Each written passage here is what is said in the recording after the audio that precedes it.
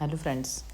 आज सकाळी सकाळी देवीच्या दर्शनाला गेलो होतो आम्ही. क्लास स्टार्ट होण्याच्या अगोदर साहेब आणि मी देवाच्या दर्शनाला गेलं की एक वेगळीच ऊर्जा मिळते, एक उत्साह, आनंदी मन होतं.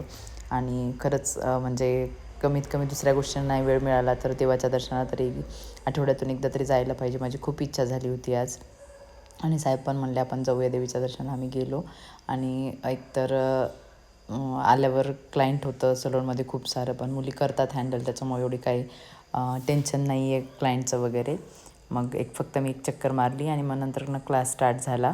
आज पण रोजच्या सारखी थेरी होती सकाळी.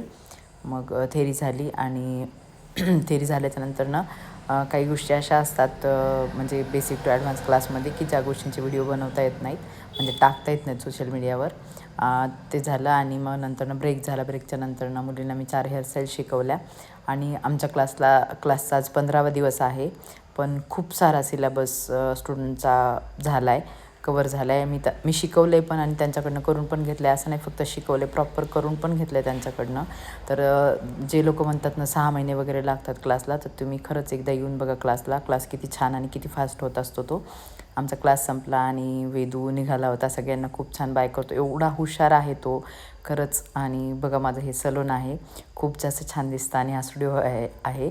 आम्ही नंतर क्लास संपल्यावर थोडंसं गप्पा मारत बसलो होतो, कारण की आज क्लायंटही नव्हतं सलूनमध्ये. Thank you so much. आणि आजचा दिवस असा गेला. थँक्यू.